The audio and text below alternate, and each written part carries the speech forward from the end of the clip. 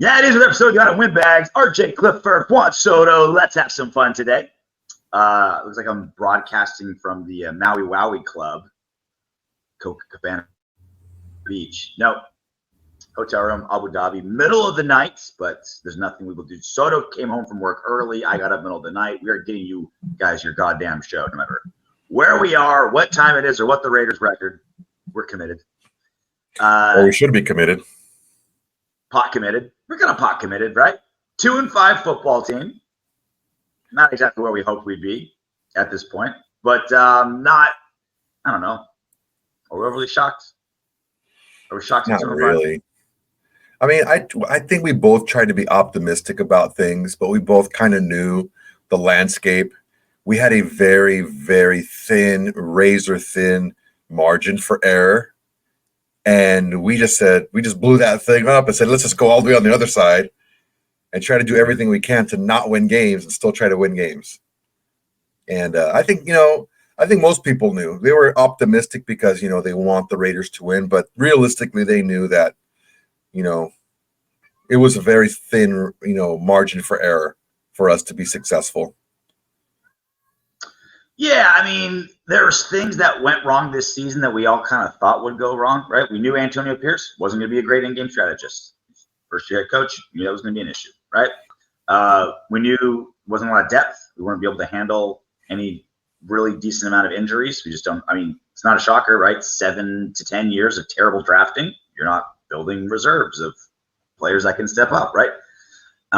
We knew that would be the case. We knew quarterback play would be below average. I think we all kind of felt like, hey, it's not something, we hoped that with Minshew having something he never had before, the chance of being number one, that maybe that could make him a little better. As it turns out, it made him worse. Like Minshew Mania is only good off the bench. When he's QB2 getting called up, he plays well. When he's QB1 as QB1, he gets like, what's it called, imposter syndrome? Like, even I know I shouldn't be here. I shouldn't be out here. Everybody. Oh God! But then there's a lot of stuff that I don't think we saw coming. Worst turnover differential.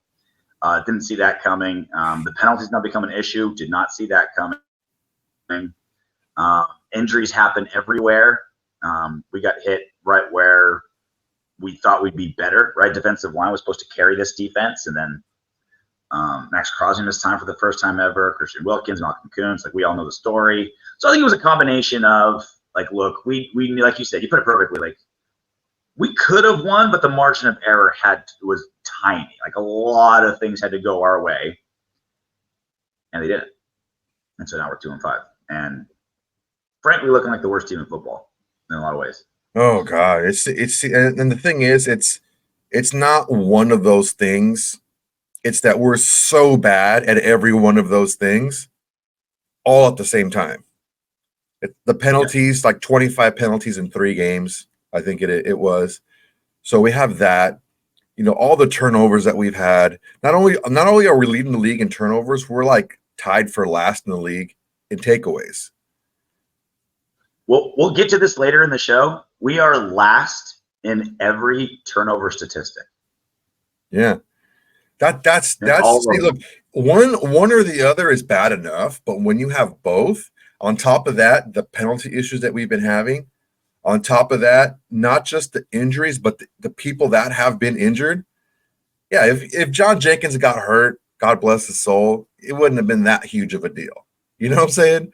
But like your big money guy, the guy that's breaking out on your defense, like if let's say we had lost Kuntz, or not Kuntz, but Diablo for the whole season instead of Kuntz, would it have hurt? Sure, but it wouldn't have hurt as bad as missing Kuntz, the guy who's playing for a contract in a breakout season for himself, right? Yeah. It's just the guys that we're missing it's tough. I did read that Colton Miller not only is not 100% from his shoulder, but he now has a knee problem as well that he's fighting through. So I'm going to ease off on Colton Miller for a second, even though he's playing like 3-day-old stepped on dog shit. I'm gonna ease off. It's just all these things are happening at the same time, and I don't know how much of it is coaching related, but it's not zero, right? None of this stuff is like a zero coaching related, but the coaching does have their own issues. So you put all that together in the same pot, and it's like too much salt, too much vinegar, too much this, too much. It's too much of a lot of things that can ruin something all by itself, but all of it's happening at the same time. Yeah, and then quarterback is the thing that can always like fix problems, right? Like insert Jaden Daniels into the Commanders, and all of a sudden they're just like an amazing offense, incredible passing attack. Like, no, the offense really got all like the line made it that much better. The receivers are nothing special, nothing changed. The scheme, the scheme isn't like drastically different. No, you just got like an insanely good quarterback. I sent you on the text chain a stat about the Lions and how in the last like 3 games they've thrown more touchdowns than incompletions with just a like journeyman quarterback, right? And it's like, and that's kind of what we were thinking, right? It's like, we have a journeyman quarterback and a 4th round second year player, essentially 2 backup quarterbacks, Farva and Minshew, 2 really good backup quarterbacks. It's like, okay, if everything else goes well, like in Detroit, where you have the best line in football, one of the best up-and-coming offensive coordinators in football, a head coach that has everyone at their head on straight, it's like, okay, you can put up like 40 points consistently with average quarterback play if everything else is in place. And we have nothing else in place. Yeah, one of the things too, amazing tight end, and we had a good receiver, and like that's it. Well, one of the things with Goff you have to take a look at is he was the number 1 overall pick for a reason. He does have physical tools that Aidan O'Connell and Gardner Minshew don't have. So if you put those an average quarterback play all together, but you have those specific traits, and you give them one of the best young offensive coordinators out there, you get one of the best offensive lines in football. Yeah, it's going to elevate him, where then his play can then elevate others. We just don't have that right now. We don't have that play right now. I don't see that the team is quitting right now. I see that they're playing really hard. The defense was playing really hard against them. I mean, they got that stop that they needed to against the Rams at the end. It's just you're asking a team that, dink and dunked your way down the field to go 80 yards in a minute and 40 seconds. You know what I'm saying? We'll get to those decisions later. But it's a lot of things happening, a lot of worst case scenarios happening at the same time. A lot of the things that weren't happening last season on the run that AP had as coach, interim, penalties flip-flopped, right? Giveaways flip-flopped, takeaways flip-flopped. It's red zone, right? They were 100% in the red zone scoring touchdowns under AP. 100%. They got in the red zone, they were scoring touchdowns. And now it's not the case. So the only thing that's the same is Carlson and Cole. Those are the only guys that are playing the same level as last season, but we're not getting the sacks that we used to. We're not getting the turnovers. We're turning the ball over too much. We get too many penalties. We were semi-healthy last season towards the end of the year. We're not healthy now. So a lot of the things that were going in our favor last season, you can only peripheral talent so much. If you don't have the talent, the peripheral things can only help you and push you forward for so long, because then it starts to even out. And then you start to see that, the talent really isn't there. Well, it all comes down to quarterback play, and the Raiders made some moves in that realm. Signed Desmond Ridder. I didn't even know what he looked like, to be honest with you. I didn't even know. I couldn't pick him out of a lineup. You don't watch a lot of University of Cincinnati in college years back? No, not that much. So he was traded to the Cardinals. Cardinals cut him, so we got him for freezies. And what was expected, an injury to Aidan O'Connell. It's true. Got 4 to 6 weeks on injured reserve with the broken thumb. So it's Minshew, Ridder. Maybe we even see like Carter Bradley appearance. I don't know. But the quarterback room is drastically different today than it was at the start of the season. Yeah, and I mean, it's not necessarily a bad thing. Although, look, if Desmond Ridder can come in and pick up the offense somewhat and not turn the ball over the way that Minshew did. I mean, he's more mobile than Minshew. He's got similar traits. If he can just come in and not, because I just think Minshew has the yips, man. He's trying not to turn the ball over so much that he's turning the ball over. It's almost like you're on the third tee right there at Little Wreck, and you're like, all right, don't hit into the water, and you get into the water every time. Don't say you and your wife. Don't say you and your wife. Don't say you and your wife. Doing your son. Yeah, it's. Where shows that from? Yeah, put it down the bottom.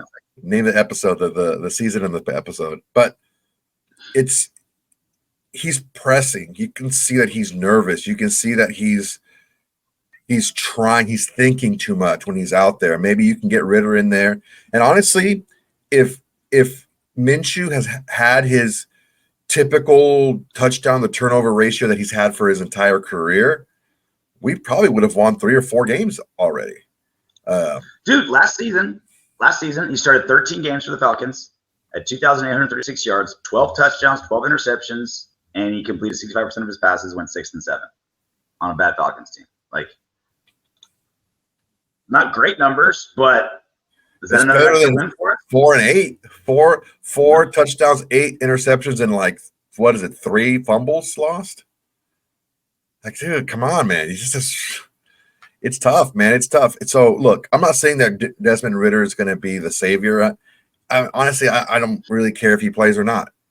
I don't know that's going to make too much of a difference in our team right now because he's another backup quarterback that can come in and plug a hole or stick his finger in the dike so to stop the you like that stop the water from leaking, but he's not a long-term solution. So, I mean, it's kind of hard to be – he's just the body, just so we can have someone to throw out there. Because, honestly, I wouldn't put Carter Bradley out there.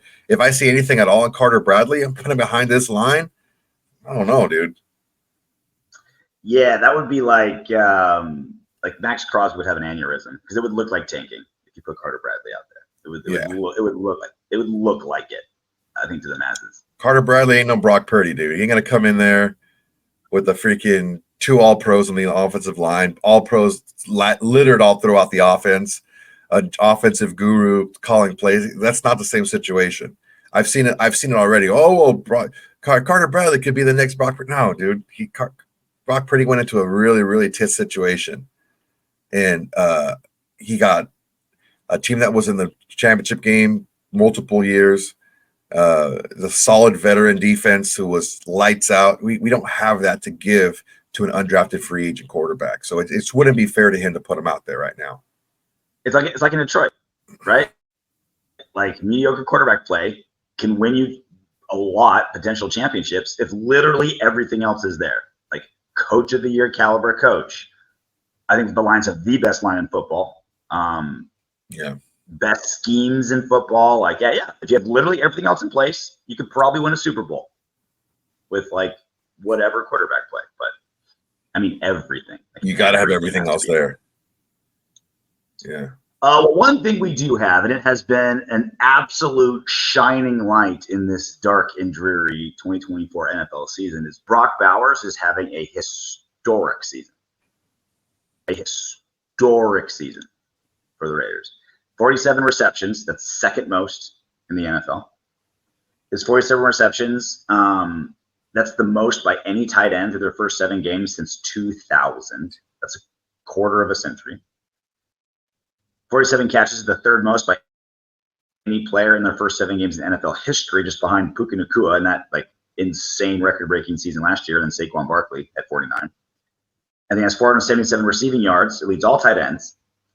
And it's the third most in NFL history behind only Mike Ditka and Kyle Pitts. You got to go back to Mike fucking Ditka before you can go back and find tight ends having more success and more production than Brock Bowers. I mean, I was blown away when we drafted him, and I'm so happy I was. Like, what a gem this guy will be for us for a decade. It's really just nice to see that he's out there giving it his best, even though the situation isn't its best. And it's easily a guy that comes from a program. He could have pulled a Josh Jacobs. Oh man, I'm used to winning all the time. What the heck, And he's out there. No, he's giving it his all. He's giving it his all, and he's doing really well. That's why I was pretty stunned that we use him as a fullback lead blocker on a dive play. Like your best offensive weapon, you're going to motion him to a fullback and just have him cram his head into the face of a defensive tackle. I don't know if that's necessarily what we want to have done with our best offensive weapon on our team. I hope that sets up something in the future, though. I doubt it. I doubt it because that's not how Getsy works.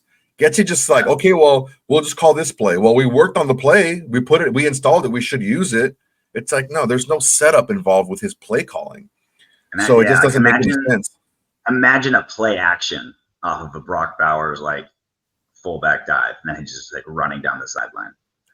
Getsy, that's a freebie. It shouldn't be rocket science. It just doesn't make a lot of sense. Brock Bowers is I think right now by far your best offensive player, by far. And you're going to motion him to a fullback to a halfback dive to get 1 yard. Like, is it that important that you have to use Brock Bowers there?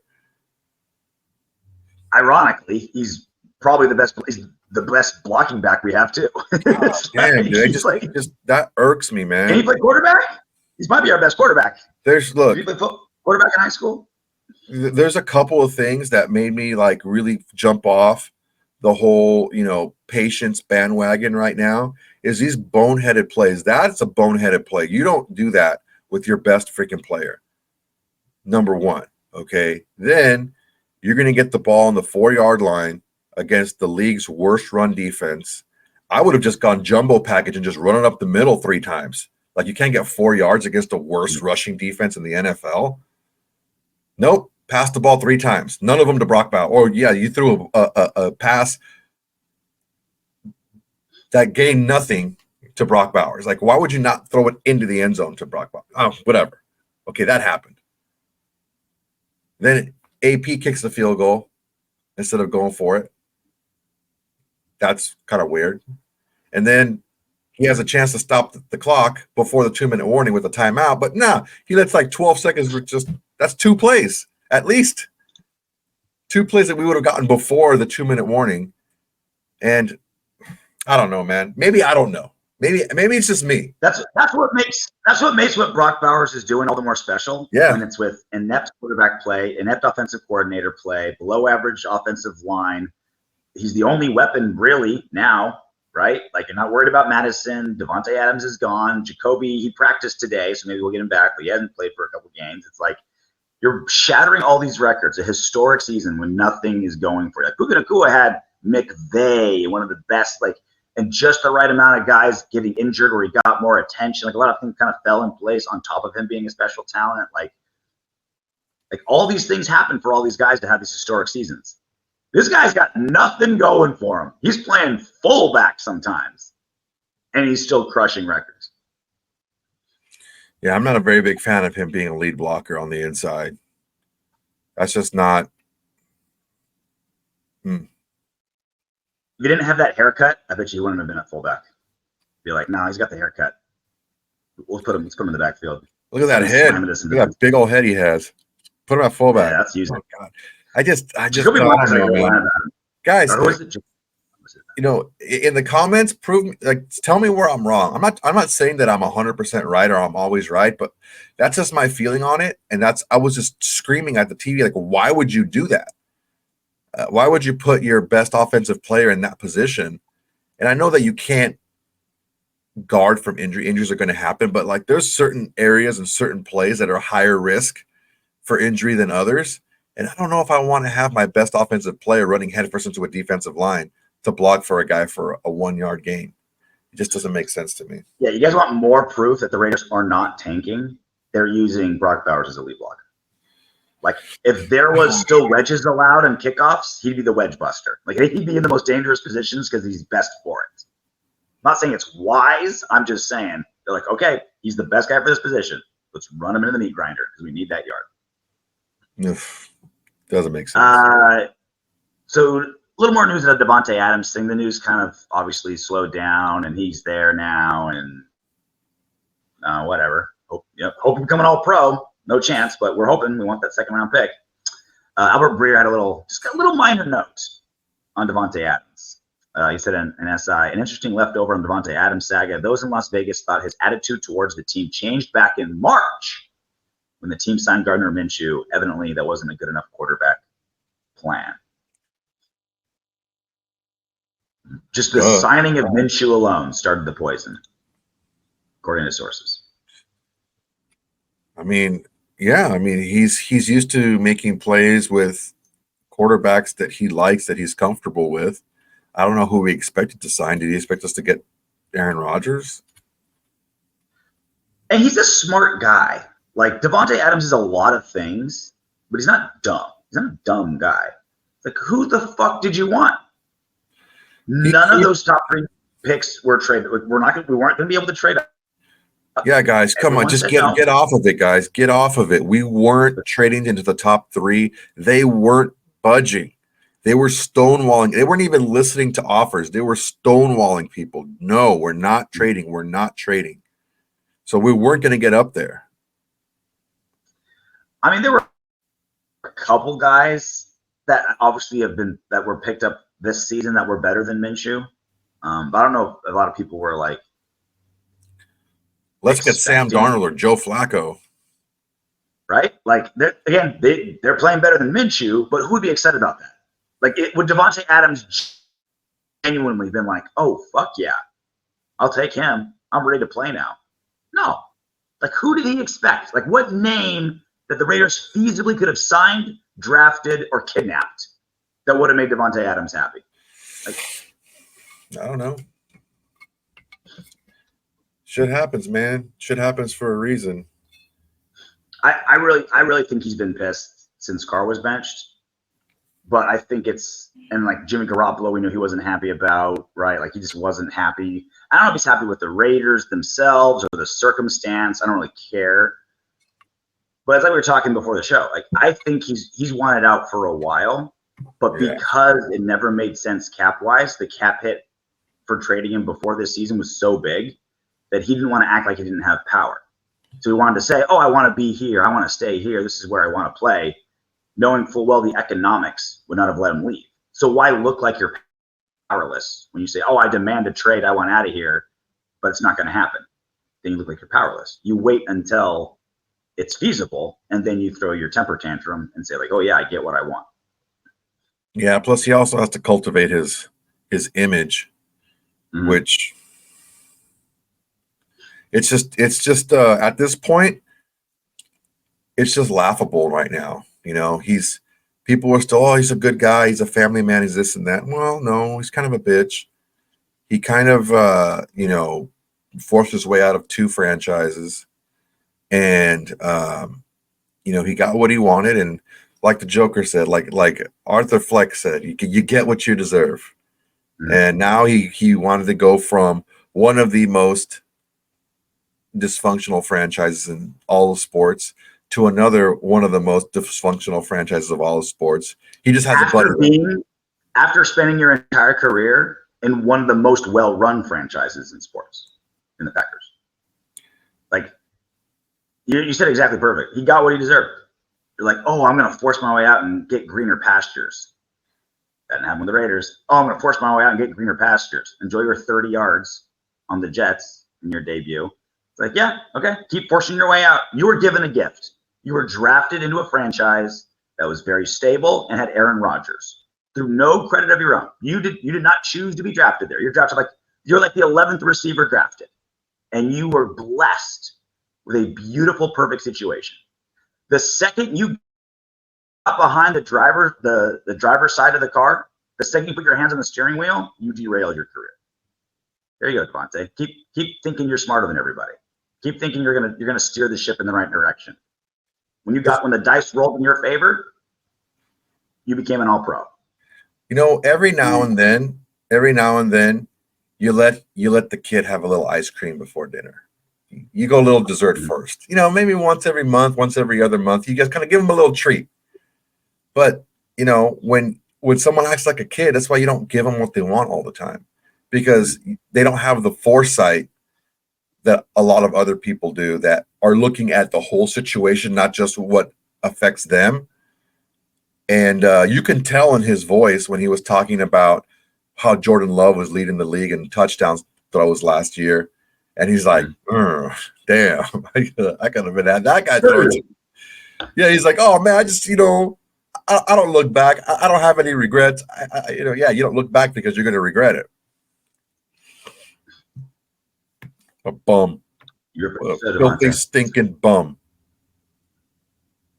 We talk about it all the time. There's not one single metric that is better at predicting wins and losses, other than obviously points, than turnovers. It's the number one metric for deciding wins and losses. Not time of possession, not first downs, not rushing yards, not penalties. It's turnovers. Turnovers, takeaways, turnover margin. To say the Raiders have been bad in this department is like saying the Raiders season hasn't gone well. Like, it's atrocious. The Raiders are literally, not hyperbole, literally last at every turnover metric. Interceptions. There are 3 teams with 8. One team, the Panthers, with 9. The Raiders have 10. Last. Minshew threw 8. Barber threw 2. Fumbles lost. 4 teams are tied at 5. 2 teams are tied at 6. Cardinals and Raiders. Hey, we're last, but not by ourselves. There's some benefit. And it's not even all Minshew. Minshew has 2. Zeus has 2. Abdullah had 1. And obviously, Till and Labe, 1 for 1. Total turnovers, the Raiders have 16. That is 4 more than the Panthers and Titans at 12. Turnover differential. 3 teams are tied at -6. Eagles, Cowboys, Panthers. 1 team has -9 with the Titans, and the Raiders are -13. We are twice as bad as the 3 teams tied at 28th. Eagles, Cowboys, Panthers are -6. The Raiders are -13. We have not a single fumble recovery. That's a miracle. So you could play linebacker in the NFL and have a ball fall in your lap after 7 games. Like, it's a miracle the Raiders don't have a single fumble recovery. It's mind-boggling. Tough. Now, in fairness, fumble recoveries are kind of like one of those, like, every team practices it, like does the drill, but it's always like it's been proven, like, mathematically, that there's no, like, one team that can consistently do it. Like, you'll get like 85% fumble recoveries one season, and then it regresses back to the mean the next season. You get 20%, right? Like, every defensive coordinator, coach, system, scheme, it all kind of evens out. But everything else, like forced fumbles, that's very much a doable thing. And that's something we thought AP's smash mouth, in your face, old school style of Raiders defense, we'd be getting. We'd be punching people in the mouth, blooding them up, knocking that ball loose. Oh, you want to run a slant over the middle? We're going to crush you. Like, that was the idea. Not one fumble recovery in 7 NFL games. That's insane. Yeah, like I was saying earlier, any one of those can affect the game negatively, like noticeably. We're the worst in all of them. We're the worst in all the categories in turning the ball over. We're the worst in every category in getting turnovers. And you put those 2 together, and you're giving yourself such a deficit. What is it, 47 points off of turnovers the last 3 games the Raiders have given up. I mean, all 20 of the points that we gave up against the Rams were off of turnovers. Yep. They only scored off of turnovers. It's just it's a tough situation, man. It's a tough situation because I know that we don't plan to turn the ball over, but I don't know that AP has any ideas on how to remedy this, on how to stop it, or how to make it better.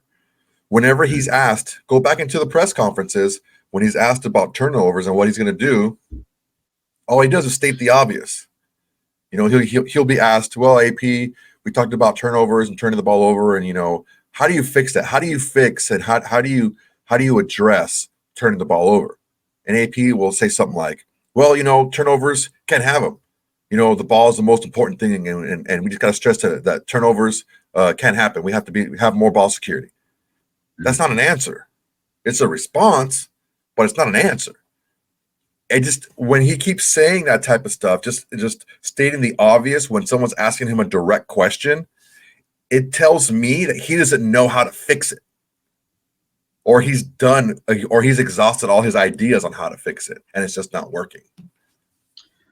Because turnovers are such an anomaly in the fact that each one is its own individual universe, right? Like Dylan Mulvey going, you know, 1 carry, 1 fumble, right? Like how you kind of predict that. Minshew having almost as many interceptions in less than 6 games this season as he did in 15 games last season. Like, you couldn't predict that. Like Minshew has never been this terrible with interceptions. Takeaways, we've never been amazing at it, but we've been pretty good.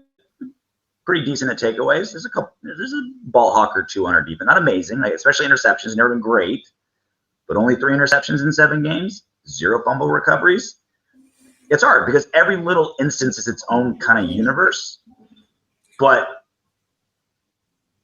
turnovers as a whole are the result of just constant positive play. It's the result of always doing the little things right? Getting the hand up and getting a tip, like Spillane did on Sunday. Getting the quarterback a quarter of a beat earlier to slap that hand out, right? Not having to break that 4th tackle because the blocking's good in front of you and you can hang on to the ball better. Being a little bit more comfortable in the pocket so you're not crazy throwing it's like an indictment of, it's like the pulse sometimes of an offense or defense is how those fumbles and interceptions and takeaways and giveaways all kind of flourish. Yeah, it's, of course, it's something that will help if you're paying attention to it. But what physically, what trick, what difference, what change do you need to do to, what do you need to focus on? You know what I'm saying? Like, if you tell a fighter, hey man, you got to keep your hands up. Okay, well, how can you help this fighter in training to kind of build that muscle memory to keep their hands up? What are some things you can do?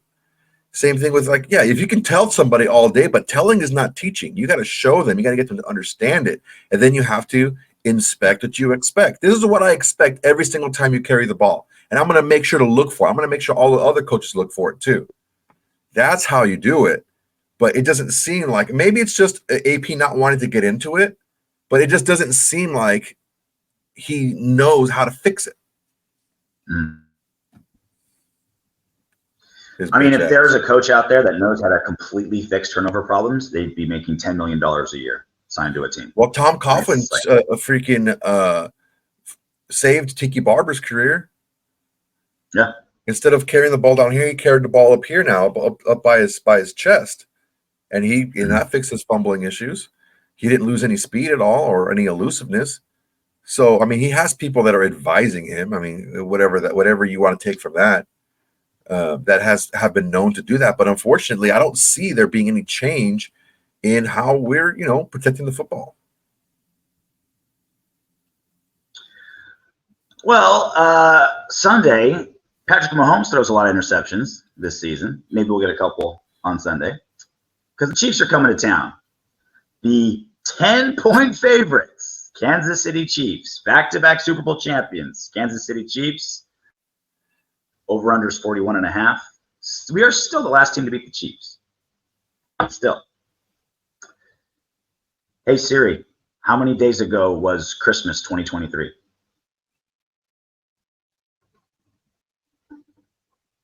It was 304 days ago. 304 days the Chiefs have gone without losing a football game. than it was to us. Does it feel a little bit more romantic? Does it give you a little hope? Does it inspire you at all? Soda, we got the winning recipe. How romantic. What was that movie? Blended Family or something like that? When I fucking watched it with my chick. It was Adam Sandler and Drew Barrymore when they each had their own kids, and they went on a vacation together. They got on a first date and didn't go well, but then they ended up going on a date together. It was stupid. But Kevin Nealon had a trophy wife, and whenever she would emphasize something, she would push her tits together and freaking shake. How romantic! Not to see me then. How romantic! On the flip side of that, the Chiefs have never lost at Allegiant Stadium. They've won 12 straight. Or they've not 12 straight. They've won 12 straight, but they've never lost at Allegiant Stadium, including a Super Bowl. So something's got to give here, Soto. Something's got to give. Chiefs are coming to town, and not a very different version of the Chiefs than we've seen. Offense is sputtering. Patrick Mahomes, 8 interceptions. Literally the worst season of his career as a starter so far this season statistically, but they're still 6-0. The defense is one of the best in football, and they've still got Andy Reid. They've still got Chris Jones, and they still have an O in the L column. They're coming to town.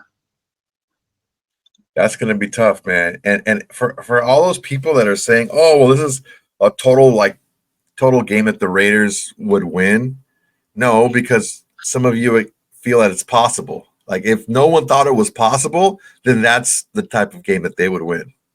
But because they've won, they beat the team. The last time they played, it's become less likely that this is going to be a shocker win for these guys.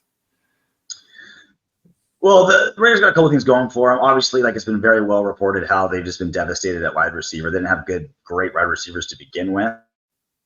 They got a rookie, Juju. They had, a couple guys that could make some plays here and there. All of them injured. Looks like DeAndre Hopkins is getting traded for a conditional 5th.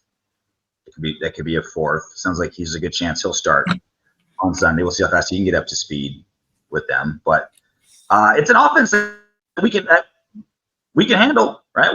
We've faced better offenses this season, mixed results. But if I can get one thing out of Sunday's game, right, even if it's not a win, if we can get a couple embarrassing Patrick Mahomes moments where he pouts and does that lame ass walk that he does where he shimmies his hips like he's pregnant and just pouting.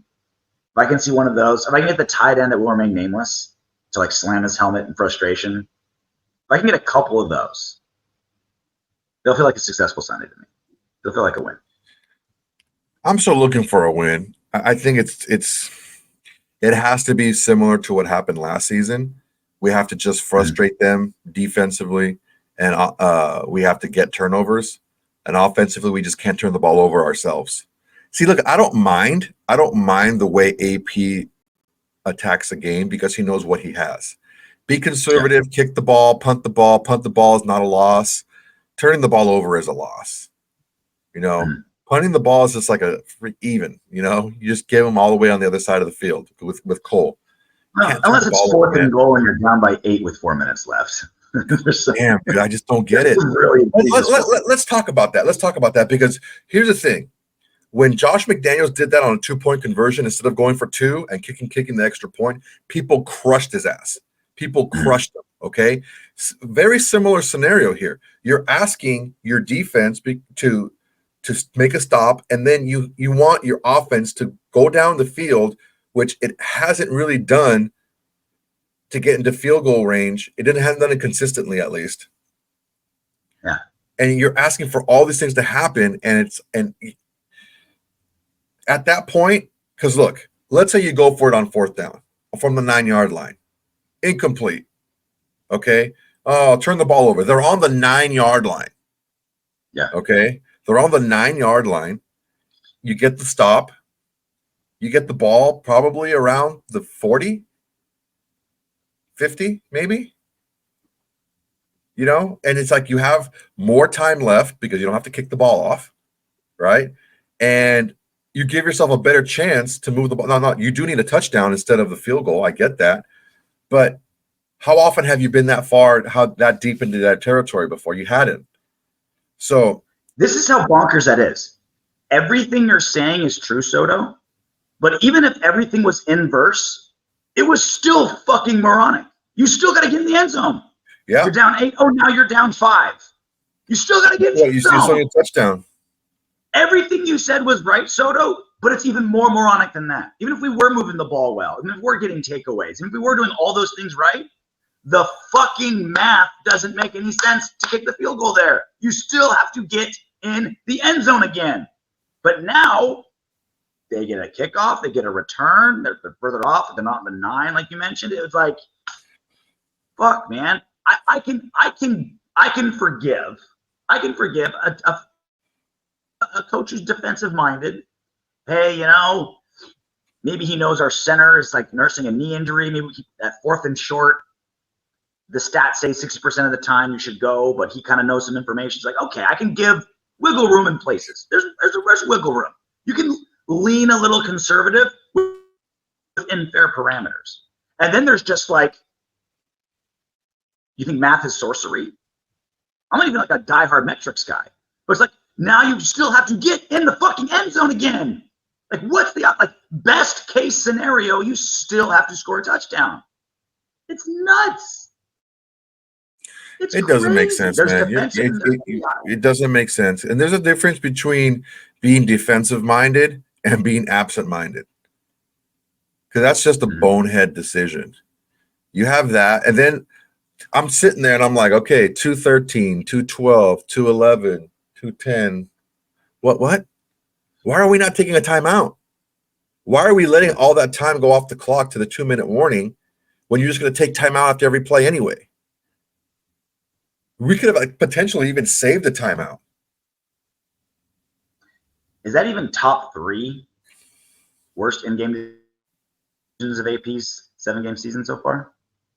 I think as bad as that is, I think the field goal one is pretty freaking bad, dude. I think those were pretty freaking bad.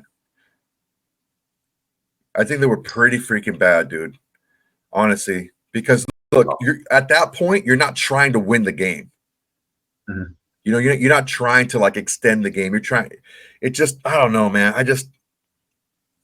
This is why I'm just gonna take a back seat and not say anything about the potential for AP's future as a coach, because I don't like calling for people's jobs. And you know this, how long I freaking was patient with Josh McDaniels before I said he had to go. I don't like doing that. I don't like doing that. And I don't think it's my play. I don't think it's any one of our places to say this person's got to go. The issue that I'm having is his decision-making is not getting better. For all the people around him, where are the teaching moments for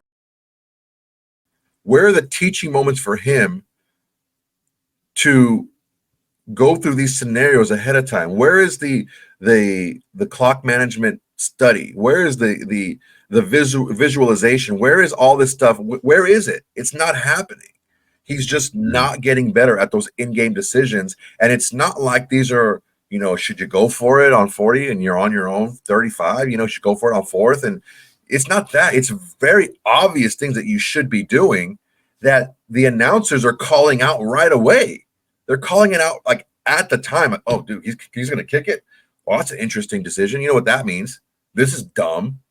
Oh, AP's going to let the clock roll out to 2-minute warning. That was an interesting decision. You know what that means? That was dumb. It just doesn't. And that's my thing is I will defend somebody that I'm rooting for as long as there's something that I can defend it with. This is not defensible. This is just bad decision making that it's not getting better. Every single game, there is a 1 or 2 of these bonehead decisions. And I'm like, what is he doing? Who is helping this man make decisions? Who is helping this man get better at making decisions? I don't know, because it just doesn't seem to be getting better. It's twofold, right? I mean, one, we knew this would be the case. We knew he'd be terrible in-game decision maker. I didn't think this bad, but we knew it would be bad because there's no reason to think he'd be great. It is hard. It is a hard job to do. There's coaches that have 20 years of experience that still screw this up constantly, right? But then 2, the hope was, okay, he'd make up for that in other ways. No penalties, bunch of takeaways. He'll make up for it as he's learning, and that's not happening either. So it's 0 for 2. That's our breakdown of Raiders Chiefs. Talking Antonio Pierce's in-game strategy. I mean, look, I'm curious about JPJ versus Chris Jones. I want to see what that looks like. I'm very curious to see how he can handle that. Chiefs defense 5th in points per game, 7th highest blitz rate. Let's see what they've got dialed up for some heavy blitzing. Curious about that.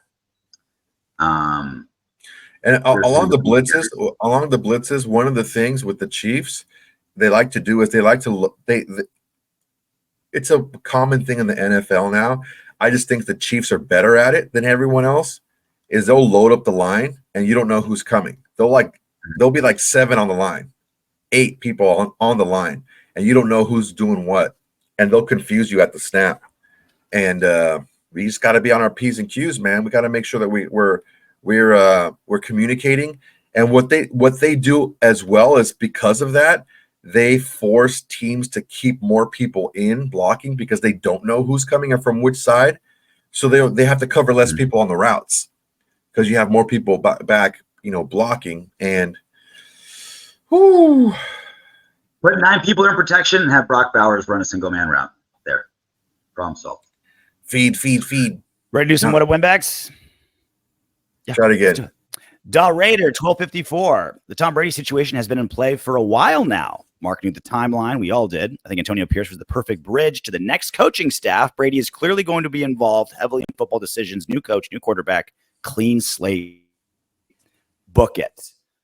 Are we buying that Mark Davis cultivated and orchestrated a multi-year plan to do just kind of a weird bridge year while Tom Brady gets his feet wet, takes over this team, and turns it into his own image?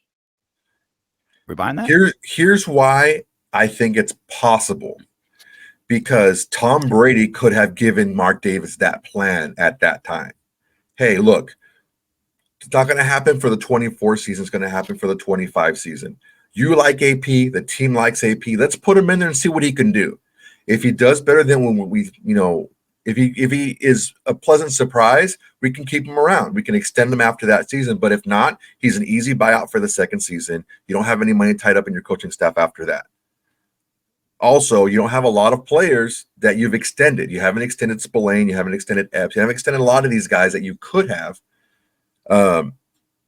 Kuntz doesn't have a new contract. A lot of these guys don't have contracts. They're like a lot of free money, right? Yeah. A lot of free money, Hobbs. A lot of guys that you haven't extended yet. So I can see where Mark Davis was given that, look, let's use this year as a bridge year, like it says, and let's see what pans out and who we can move forward with. Because when I come in, I'm going to come in guns blazing, and we're going to get this ship straight. But why cut off things that you don't need to? You know what I'm saying? If these certain things, these aspects of this team are working well, then we keep them around. If not, then we'll move on. And you can move on from a lot of these things. I think it's a million times more likely that it was a Tom Brady plan than a Mark Davis plan. I just can't imagine Mark Davis at a PF Chang's with his orange chicken being like, I'm going to think ahead it's chess, not checkers. I'm going to think 2 years ahead and make this move and that move. Like, come on. Look. Think Mark Davis is getting that? Think Mark Davis is running through that mentally?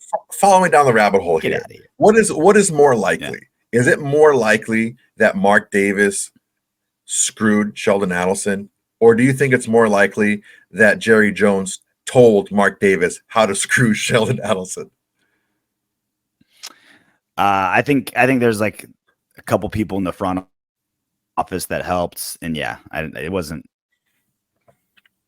It wasn't. Jerry Jones said he'd take care of Al's boy.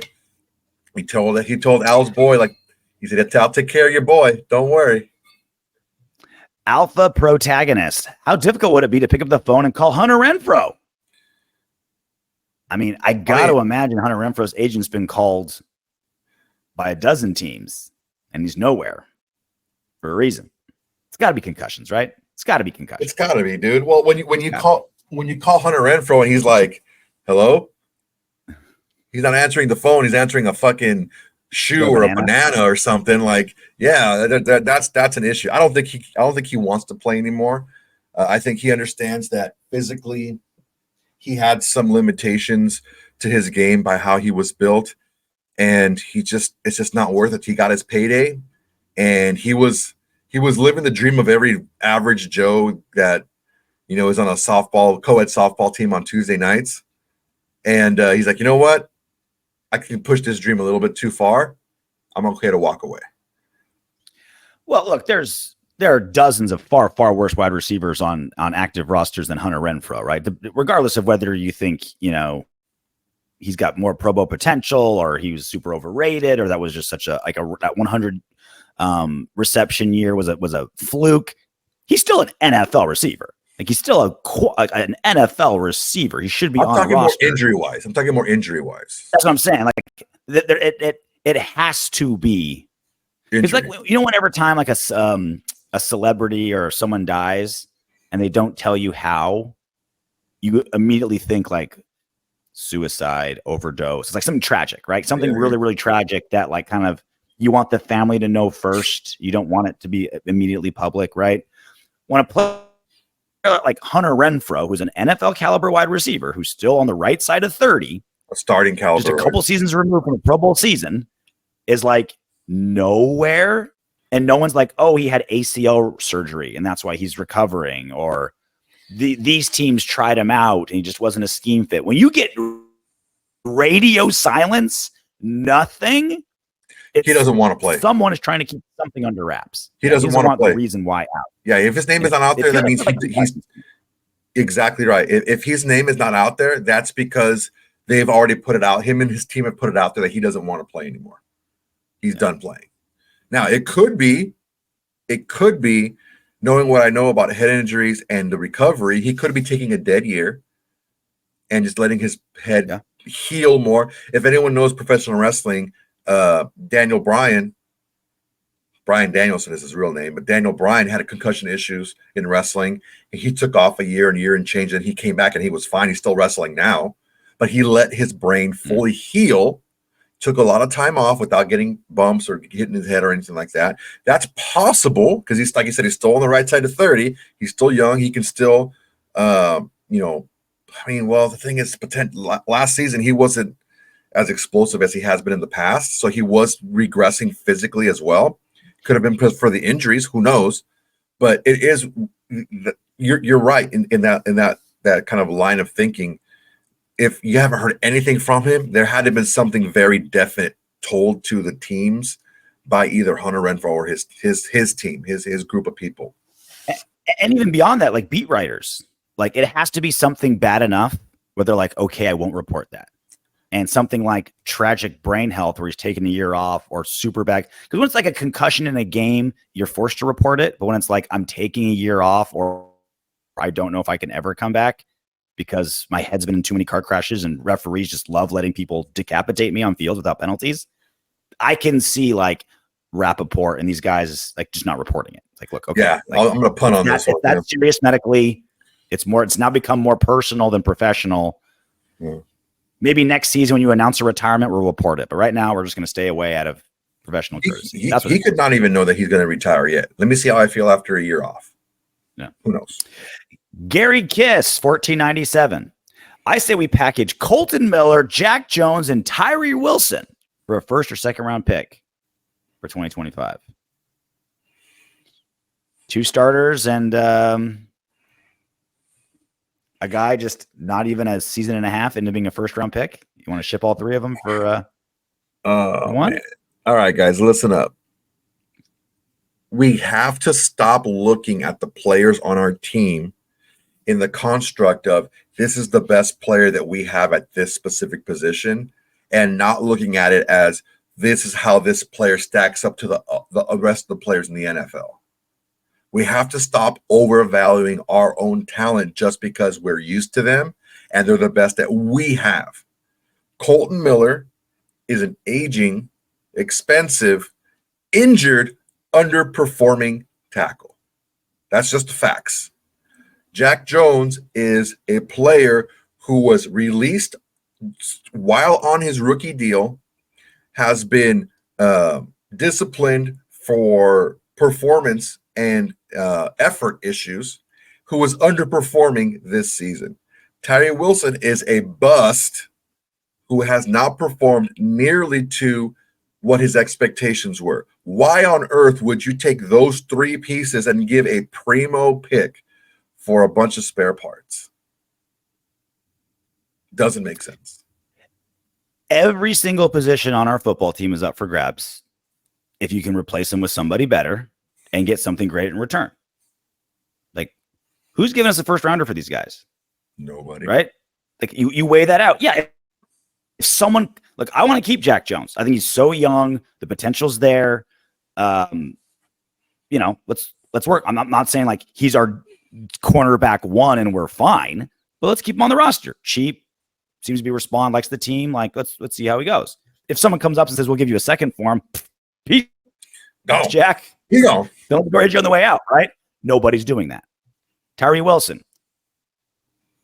Look, it's a bust as of October 23rd, 2024. He still has 2.5 more seasons left on his rookie deal. Let's use it. No one's coming to us with a second or third and say, give me Tyree Wilson. So let's keep him and work with him because we're not getting the return to get him back. You know what I'm saying? Cole Miller's a little different because he's expensive. You can kind of do you think he's like done, right? And this season is indicative of how he's going to be moving forward, or do you think this is a blip? That's a conversation to be had. But we're not getting a second. You're still not getting a second for Colton Miller. We got a third for Davante fucking Adams. You think we're going to get anything better for any of these guys? No way. No way. We're getting Tyree Wilson type dudes in free, just like off the waiver wire. What did Nuck Hopkins go highly for? drafted a 5 that aren't panning out, like, or was it a 6 conditional 5 or a 5 conditional 4? For who? For Hopkins. 5 conditional 4. Yeah, that's a starting caliber player who can actually help an offense right away. He's not as explosive as he used to be, but guess what? On a wide receiver desperate team who's trying to three-peat and are willing to a little bit overpay to get somebody. Who's that desperate for defensive ends that they want to trade for Tyree Wilson? Nobody. Come on, guys. I get it. Look, this Gary Kiss. Look, I'm not talking down to you specifically, but this mentality that this is the same mentality as, oh, we should have just traded the world to get Jaden Daniels. If a team is telling you, no, we're not going to trade our pick, stop calling us, what else can you do? You can't force somebody to trade you a pick. And we should have done whatever we could to get so-and-so. Dude, it's not going to happen. Why on earth would Ben Johnson want to come to the Raiders? Why on earth would he want to come here? He wouldn't. He turned down 3 jobs last offseason because they weren't good enough. Why? Why would he knows that he only has one chance to make a good first impression as a head coach. He wants to hit the ground running wherever he goes because he has all the momentum right now. He doesn't want to get that momentum. There's a reason why Luke Getsy was our goes third to a choice. bad situation. Sorry. There's a reason why Luke Getsy was our third choice, right? Because the other 2 didn't want to come. The only reason we have Patrick Graham, probably the only good thing Josh McDaniels did was he got us Patrick Graham because they were coaching mates in New England. So we got a pretty good defensive coordinator. Like, yeah, we get Ben Johnson as a head coach. He ain't coming here as offensive coordinator. Why? Why would he leave Detroit? Why would he come as a head coach? He turned down 3 jobs last season because they weren't good enough. You're telling me that our situation is better than the 3 others that he turned down last season? No. His value is at an all-time high, and it gets even higher every single game that his offense produces. Every single time that Goff goes out there and sets new records for a series of incompletions and more touchdowns and incompletions and all, whenever he does that, his stock raises. Why would he use all that stock that he has built up to buy a penny stock? Why would he do that? He wouldn't. He wants to go with a stable quarterback situation, wants to go with a stable franchise. He doesn't want to do that. If we get him, we're going to have to drastically overpay for him and give him a bunch of stuff that Tom Brady is not going to agree to give him. Cut it out. Get Ben Johnson out of your mind. We're not the destination for him. He doesn't want to come here. We're too bad of a situation for him to come here right now. It's just reading the market. We don't have anyone is willing to give anything for other than Maxx Crosby, and he is off the fucking table. Yeah. All right, that's it for us. We'll be on a plane on Sunday trying to find a way to watch. So you'll be doing the post-game show solo, as he's done before. You can't do all the time. Anything crazy happens between now and then, we'll go live from Abu Dhabi, middle of the desert. Until then, knock on wood if you're with me. Hey, you made it to the end of our video. Great job. I know you want more. Go ahead and click the next video. And if you're feeling crazy, go ahead and subscribe.